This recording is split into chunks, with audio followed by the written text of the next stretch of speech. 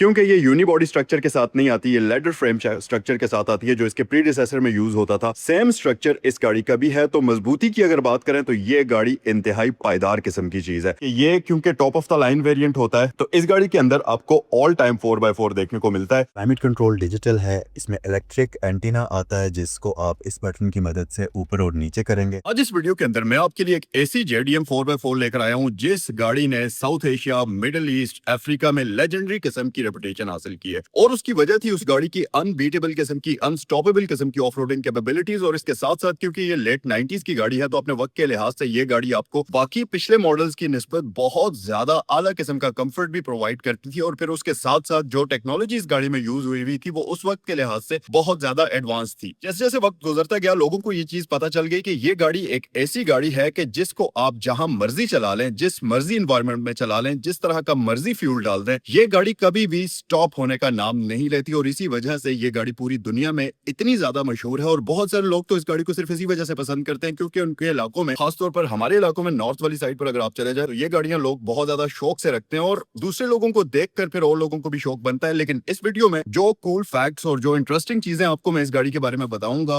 वो सुनने के बाद आपका इस गाड़ी को देखने का अंदाज भी चेंज हो जाएगा और आपकी मोहब्बत इस गाड़ी के लिए और आपका प्यार इस गाड़ी के लिए और भी ज्यादा बढ़ जाएगा। मैं आज की वीडियो में आपको दिखाऊंगा टोयोटा प्राडो 1997 और ये क्योंकि एक कॉम्प्रिहेंसिव और डिटेल वीडियो होगी तो आपसे गुजारिश ये है कि वीडियो को लास्ट तक देखिएगा। और ये वाली जो गाड़ी आज की वीडियो में मैं आपको दिखाऊंगा ये यहाँ सहगल मोटर्स पर मौजूद है। सो गाइस, ये है आपके सामने 1997 मॉडल टोयोटा प्राडो। अब इस गाड़ी की सबसे खास बात यह है कि ये गाड़ी अपने प्रीडिसेसर टोयोटा लैंड क्रूजर के ही सेटअप के ऊपर डिजाइन की गई है। मतलब अगर मैं इसकी फ्रेम की बात करूं, क्योंकि ये यूनिबॉडी स्ट्रक्चर के साथ नहीं आती, ये लेडर फ्रेम स्ट्रक्चर के साथ आती है जो इसके प्रीडिसेसर में यूज होता था। सेम स्ट्रक्चर इस गाड़ी का भी है। तो मजबूती की अगर बात करें तो ये गाड़ी इंतहाई पायदार किस्म की चीज है। फिर उसके साथ साथ जो इसका प्रीडिसेसर था उसके अंदर सस्पेंशन लीफ स्प्रिंग वाली यूज होती थी जिसकी वजह से वो गाड़ी बहुत ज्यादा कंफर्टेबल भी और हैंडलिंग के मामले में भी उस गाड़ी को इतना ज्यादा बेहतर नहीं समझा जाता। ऑब्वियसली हर गाड़ी की अच्छी और बुरी बातें होती हैं। इस गाड़ी की अच्छी बात यह है कि इस गाड़ी में आपको बैक साइड पर कॉइल स्प्रिंग सस्पेंशन मिलता है जबकि फ्रंट साइड पर आपके पास डबल विशबोन सस्पेंशन आता है जिसकी वजह से ये गाड़ी आपको कमाल का कंफर्ट ऑफर करती है। क्योंकि ये लेडर फ्रेम चैसी के साथ आती है तो ऑफ रोडिंग कैपेबिलिटीज इस गाड़ी की बिल्कुल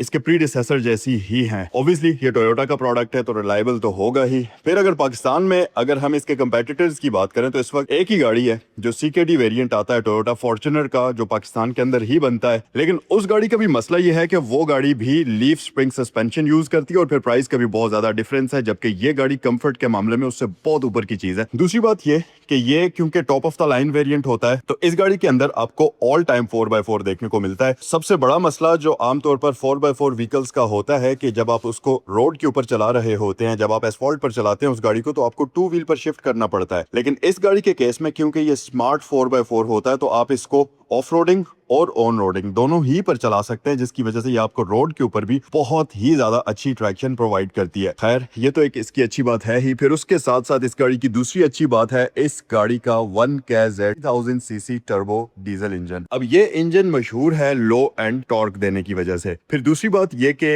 ये वाहिद पहली टोयोटा प्राडो थी और पहला इंजन था जिसके अंदर टोयोटा ने फ्यूल इंजेक्शन को इलेक्ट्रॉनिक कर दिया था। इससे पहले मैकेनिकल डीजल इंजन आया करते थे जो कि बहुत ज्यादा ओल्ड टेक्नोलॉजी थी, लेकिन इस गाड़ी के अंदर बहुत सारे इलेक्ट्रॉनिक्स का, गैजेट्स का यूज किया गया जिसकी वजह से ये गाड़ी अपने वक्त के लिहाज से बहुत ज्यादा एडवांस थी। तो ये इंजन तकरीबन 125 हॉर्स पावर बनाने के कैपेबल है, लेकिन बहुत ज्यादा टॉर्की इंजन है। 287 न्यूटन मीटर्स ऑफ टॉर्क ये इंजन बनाता है और उसके साथ 4 स्पीड ऑटोमेटिक ट्रांसमिशन आपको मिलती है। 4x4 होती है ये ऑल टाइम और इसके साथ सेंट्रल डिफरेंशियल लॉक भी आपको मिलता है जिसकी वजह से, और ऑब्वियसली लैंड क्रूजर का DNA इस गाड़ी के अंदर है जिसकी वजह से ये एक अनडिस्ट्रक्टेबल किस्म की, अनबीटेबल किस्म की मशीन बन जाती है। फिर उसके साथ साथ ये गाड़ी एक्सट्रीम क्लाइमेट वाले, टेम्परेचर वाले एरियाज में चलने के लिए, बड़े ही आराम से चलने के लिए बहुत ज्यादा मशहूर है, जिसमें मिडिल ईस्ट में, डेजर्ट्स में ये गाड़ियां बहुत आराम से चलती हैं। फिर उसके अलावा ये साउथ एशिया में अगर आप नेपाल वाली साइड चले जाएं, माउंटेन्स वाले एरियाज में पाकिस्तान में चले जाएं, फिर उसके साथ साथ अफ्रीका में अफ्रीकन सफारीज जो हैं वहां पर ये गाड़ियां बहुत अच्छे तरीके से परफॉर्म करती हैं। उसका एक रीजन ये है कि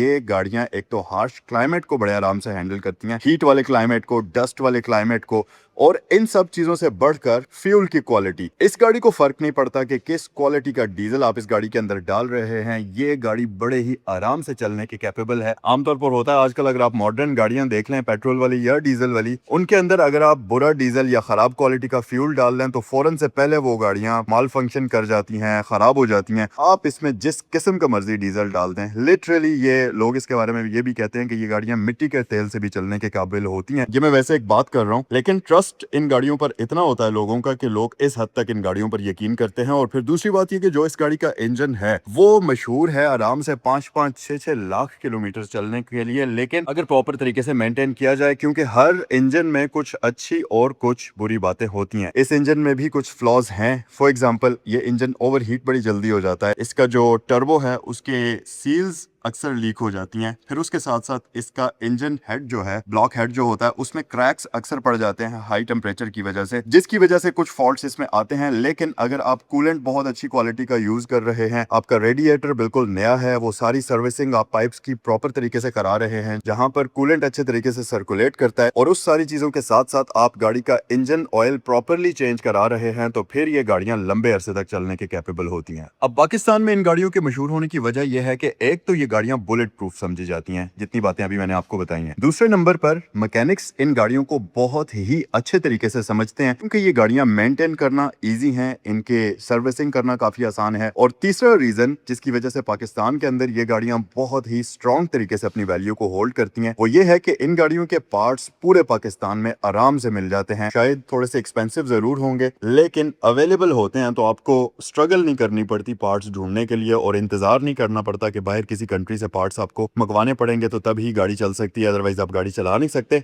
ऐसा सीन इस गाड़ी के साथ नहीं होता। पाकिस्तान में ये वाली जितनी भी प्राडोज आई हैं मोस्टली JDM होती हैं, जापान से इंपोर्ट की भी होती हैं, जिनमें टॉप ऑफ द लाइन वाली ट्रिम्स ही होती हैं, जैसा कि ये भी अभी आप देख सकते हैं। अब top of the line trim में क्या क्या फीचर्स होते हैं? उन गाड़ियों के अंदर आपको सनरूफ मिलता है, फिर उसके साथ साथ उन गाड़ियों के अंदर आपको क्लाइमेट कंट्रोल जो है वो डिजिटल वाला मिलता है, जैसा कि इस गाड़ी में भी आप देखेंगे। ऑल व्हील ड्राइव सेटअप के साथ आती हैं, जो कि इस गाड़ी में भी आपको मिल जाएगा। उसके अलावा जो बेसिक ट्रिम इस गाड़ी की आती है वो 2 व्हील ड्राइव सेटअप के साथ भी आपको देखने को मिलेगी, लेकिन पाकिस्तान के अंदर ज्यादातर गाड़ियां जो इंपोर्ट होती हैं वो इसी तरह की आपको मिलेंगी। अब हर गाड़ी की कुछ अच्छी चीजें होती हैं, कुछ बुरी चीजें होती हैं। अभी तक मैंने आपको ज्यादातर इस गाड़ी की अच्छी चीजें ही बताई, लेकिन ऑब्वियसली कुछ चीजें इस गाड़ी की भी बुरी हैं, जैसा कि ये गाड़ी बहुत ज्यादा स्पीडी नहीं है। मतलब इस गाड़ी को आप बहुत ज्यादा स्पीडी ड्राइविंग के लिए अगर आप लेना चाहते हैं तो फिर आप इस गाड़ी को मत लें। लो RPM पर इस गाड़ी के टॉर्क की डिलीवरी, पावर की डिलीवरी बहुत ही कमाल है। 2000 से 3000 RPM पर आप इस गाड़ी को चलाएं, ये कमाल की चलती है। और हाईवे पर भी आप इस गाड़ी को अगर 90 से 100 की स्पीड के दरमियान में चलाते हैं तो ये गाड़ी बहुत ही स्मूथ तरीके से परफॉर्म करती है और आपको बिल्कुल भी फील नहीं होगा। अगर आप इस गाड़ी को हाई स्पीड पर चलाने की कोशिश करेंगे, हाई रेव पर इसके इंजन को चलाने की कोशिश करेंगे, ऑब्वियस सी बात है अगर टेम्परेचर ज्यादा हाई होगा, आप ज्यादा हाई टेम्परेचर वाले एरियाज में इस गाड़ी को उस तरीके से चलाएंगे, ज्यादा लोड डालेंगे इसके ऊपर, तो फिर इसका इंजन ओवरहीट भी होगा,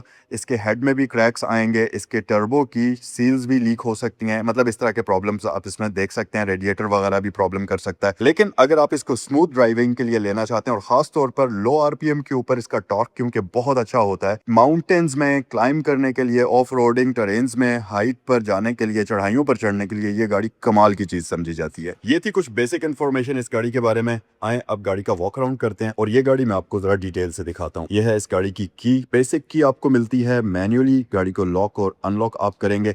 इस गाड़ी में आफ्टर मार्केट ये हेडलाइट्स इंस्टॉल्ड हुई हुई हैं, जो कि गाड़ी की लुक्स को और भी ज्यादा खूबसूरत बना रही हैं। आमतौर पर इनमें वो सिंपल हेलोजन बल्ब्स वाली लाइट्स आती हैं। मुझे पर्सनली वो लाइट्स ज्यादा पसंद हैं क्योंकि उनसे गाड़ी की जो ओरिजिनल लुक है वो जरा प्रिजर्व्ड रहती है और गाड़ी की लुक्स वो जो जेन्युइन लुक्स में होती हैं वो ज्यादा अच्छी लगती है। बहरहाल हो सकता है आप लोगों को ये लाइट्स ज्यादा अच्छी लगती हो। इन लाइट्स का वैसे फायदा ये होता है, प्रैक्टिकली अगर आप देखें तो ये लाइट्स ज्यादा बेहतर होती हैं क्योंकि इनका थ्रो बहुत अच्छा होता है। इनके अंदर जो हाउसिंग होती है लाइट्स की और साथ ही बल्ब्स जो लगे हुए होते हैं वो मॉडर्न होते हैं, तो आपको अच्छा थ्रो और विजिबिलिटी रात के वक्त अच्छी दे देते हैं। आपका लाइट्स के बारे में क्या कहना है कमेंट सेक्शन में मुझे बताइए। फिर ग्रिल हमारे पास आइकॉनिक टोयोटा की सिल्वर कलर की आ जाती है। फ्रंट पर प्राडो वाला बम्पर आपको इंस्टॉल्ड मिलेगा जो कि इसके क्रैश गार्ड का भी काम करता है और इसको फ्रंट साइड से कंप्लीट लुक प्रोवाइड करता है। और साथ ही साथ इस गाड़ी के अंदर फॉग लैंप्स भी पहले से आपको इंस्टॉल्ड मिलेंगे। अब प्राडोस के जितने भी मॉडल्स आते हैं उसमें 360 कैमरा जाहिर है इस मॉडल्स में तो नहीं होते थे, लेकिन यहाँ पर आपको एक असिस्टेड मिरर मिलता है जो कि ब्लाइंड स्पॉट्स को काफी हद तक क्लियर कर लेता है और ड्राइवर को इस गाड़ी को चलाने में काफी ज्यादा आसानी होती है। अब क्योंकि ये 90s की एसयूवी है तो यहाँ पर जो रिम साइज आप इस गाड़ी में देखेंगे वो छोटा मिलेगा आपको, और ओरिजिनली एसयूवीज में होता भी यही रिम साइज है, जिसकी वजह से अगर आप इसको एक्सट्रीम ऑफ रोडिंग के लिए लेकर जाते हैं, जिस वजह से ये गाड़ी पहचानी भी जाती है जो कि इसकी असल पहचान है, तो उसके लिए आपको टायर की प्रोफाइल मैक्सिमम चाहिए होती है ताकि आप हवा को कम करके अच्छे तरीके से गाड़ी की परफॉर्मेंस को ले सकें। करंटली इसके ऊपर डनलॉप के टायर्स इंस्टॉल्ड हैं और जैसा कि मैंने आपको बताया है कि इस गाड़ी में आपको फ्रंट पर डबल विशबोन सस्पेंशन दी जाती है और बैक साइड पर 4 लेन रिजिड बार वाली सस्पेंशन आपको मिलती है, कॉइल स्प्रिंग वाली, जिसकी वजह से इस गाड़ी की जो राइड है हाई स्पीड पर अगर आप इसको चलाते हैं तो ये आपको काइंड ऑफ फ्लोटिंग राइड वाला फील देती है, जैसे आप किसी चीज के ऊपर तैरते हुए जा रहे हैं। लेकिन साथ ही साथ बॉडी रोल भी गाड़ी के अंदर फील होता है और इसकी कॉर्नरिंग इतनी ज्यादा शार्प नहीं होती, क्योंकि ऑब्वियस सी बात है ये एसयूवी है, 90s की है, तो इन गाड़ियों की कॉर्नरिंग इतनी ज्यादा शार्प होती भी नहीं है और ये गाड़ियां स्पीड के लिए कंसिडर भी नहीं की जाती। पीछे अगर आप देखेंगे तो आइकॉनिक टायर कवर आपके पास इंस्टॉल्ड है, टायर इसके अंदर स्पेयर रिम भी प्रॉपर्ली इंस्टॉल्ड है। तो हर वो चीज जो किसी भी गाड़ी के लिए होनी जरूरी है, खासतौर पर ऑफ रोडिंग में, वो इस गाड़ी के अंदर आपको पहले से इंस्टॉल्ड मिल जाएगी। रजिस्ट्रेशन इस्लामाबाद की हुई भी है, फिर रियर साइड पर रिफ्लेक्टर्स वगैरह वो हर एक चीज मौजूद है। लाइट्स ऐसा लगता है कि इसकी बैक साइड वाली भी चेंज हुई हुई है क्योंकि ये फ्रेश एलईडीज वाली इंस्टॉल्ड हुई हुई है, जिसकी वजह से ये देखने में जरा खूबसूरत भी लग रही है। 3000 सीसी का बैज है, यहाँ पर एक वेंट आपको मिल जाता है जो कि लुक्स में और भी ज्यादा इजाफा करता है, और सबसे अच्छी बात इस गाड़ी का कलर बहुत प्यारा है और ओवरऑल देखने में ये गाड़ी काफी ज्यादा खूबसूरत लग रही है।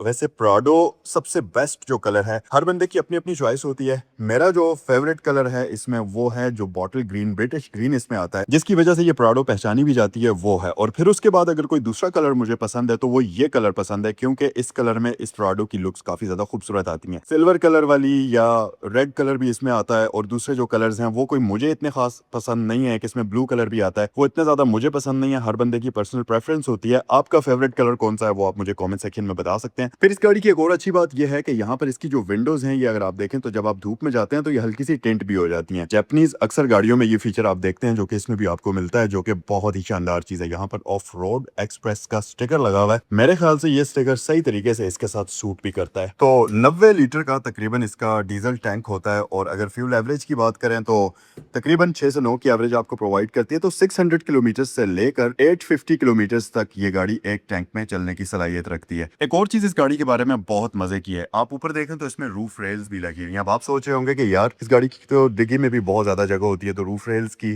क्या जरूरत है। बिल्कुल ठीक सोच रहे हैं आप, लेकिन मसला ये है कि इस गाड़ी की जो बूट स्पेस है, यहाँ पर आपको 2 एक्स्ट्रा सीट्स मिलती हैं, क्योंकि ये प्रॉपर 7 सीटर होती है और प्रॉपर 4x4 होती है। तो 7 पैसेंजर्स अगर आप इस गाड़ी में ट्रेवल कर रहे हैं तो उस केस में आप रूफ पर एक रूफ रैक अटैच करते हुए इसके ऊपर अपना लगेज वगैरह आराम से रख सकते हैं। तो ये एक बड़ी प्रैक्टिकल चीज हो जाती है। आइए जरा अब इंटीरियर में चलते हैं और इसका इंटीरियर चेक करते हैं। अब जैसा कि मैंने आपको बताया था कि इसके top of the line trim के अंदर कुछ फीचर्स आते हैं, जैसा कि पावर विंडोज जो कि इसमें भी आपको मिलेंगी, फिर उसके साथ साथ डिजिटल क्लाइमेट कंट्रोल जो कि इसमें भी आपको मिलेगा, सनरूफ जो कि इस गाड़ी में भी मौजूद है, 7 सीटिंग 3rd रो कैपेसिटी के साथ ये गाड़ी आती है। तो कई कंट्रीज में ये गाड़ी 5 सीटर ऑप्शन के साथ भी आती है। ये वाली गाड़ी जो है 7 सीटिंग कैपेसिटी के साथ आप देखेंगे। माइलेज वगैरह इस गाड़ी के कितने चले हुए हैं वो मैं अभी आपको दिखा देता हूं, बल्कि इसको हम स्टार्ट कर लेते हैं। स्टार्टअप भी आपको मैं इसका चेक करा देता हूं। तो ये लें जी, गाड़ी का स्टार्टअप बहुत ज़्यादा स्मूथ है और माइलेज की बात करें तो 1,55,000 किलोमीटर इस गाड़ी को अभी तक चलाया हुआ है। इंजन की कंडीशन क्योंकि बहुत अच्छी नज़र आ रही है, स्टार्टअप से ही पता चल जाता है इंजन की कंडीशन, और ओवरऑल गाड़ी का जो स्टार्ट होने का बिहेवियर होता है उससे अंदाजा हो जाता है। तो विच मीन्स कि ये गाड़ी आपको लंबे अरसे तक तंग नहीं करेगी। रेव करके भी अगर हम देखें तो ये देखिए ज़बरदस्त तरीके से, और क्योंकि इसका इंजन इस तरीके से सामने प्लेस्ड होता है, जिसकी वजह से जब आप इसे रेव करते हैं तो गाड़ी के अंदर आप एक हल्का सा झोल फील करते हैं, जो कि नॉर्मली आपको दूसरी गाड़ियों में फील नहीं होता। फिर उसके साथ साथ सेंटर में हमारे पास ये ट्रिमिंग वुडन के अंदर आ जाती है। एंटरटेनमेंट स्क्रीन इस गाड़ी के अंदर प्री इंस्टॉल्ड है। यहाँ पर आपके पास क्लॉक आ जाती है, फिर यहाँ पर आपके पास कंपस वगैरह और इसका जो एल्टीट्यूड मीटर है वो सारी चीजें यहाँ पर डिजिटली आप देखेंगे। कैबिन मिरर बेसिक है, ऑटो डिमिंग नहीं आती। पर आपके पास लाइट्स का ऑप्शन है और इसका सनरूफ यहाँ पर मौजूद है। कर्टन बेसिक मैनुअल होता है, तो इसको आप कुछ इस तरीके से ओपन क्लोज करेंगे। सीट्स की कंडीशन ओवरऑल काफी अच्छी है। सीट्स इसकी फैब्रिक में है, इलेक्ट्रिकली एडजस्टेबल नहीं है। यहाँ पर हमारे पास कप होल्डर्स मौजूद हैं। इसको उठाने की अगर कोशिश करें तो नीचे भी स्टोरेज कंपार्टमेंट है। ऑटोमेटिक ट्रांसमिशन, ये आपका ट्रांसफर केस आ जाता है हाई और लो गियर्स का। ऑब्वियसली 4x4 है तो वो सारी चीजें 4 स्पीड ऑटोमेटिक ट्रांसमिशन है। फिर यहाँ पर आपके पास पावर और सेकंड स्टार्ट का ऑप्शन आपको दिया जाता है। क्लाइमेट कंट्रोल डिजिटल है। इसमें इलेक्ट्रिक एंटीना आता है जिसको आप इस बटन की मदद से ऊपर और नीचे करेंगे। हैजर्ड लाइट स्विच यहाँ सेंटर में आपको दी जाती है, तो ये सारी चीजें यहाँ पर आप देखेंगे। स्टीयरिंग व्हील 4 स्पोक होता है। 1997 की गाड़ी है। एयर बैग इसमें यहाँ पर भी है, यहाँ पर भी है। तो इसलिए जैसा मैंने आपको वीडियो के स्टार्ट में बताया था कि ये गाड़ी अपने वक्त के लिहाज से काफी एडवांस इलेक्ट्रॉनिक्स आपको ऑफर कर रही थी और मॉडर्न लुक्स के साथ, तो इसलिए लोगों ने इस गाड़ी को बहुत ज्यादा पसंद किया। फिर साथ ही इसके साइड मिरर्स भी इलेक्ट्रॉनिकली एडजस्टेबल और रिट्रैक्टेबल होते हैं, जिसके लिए यहाँ पर आपको कंट्रोल्स मिलते हैं।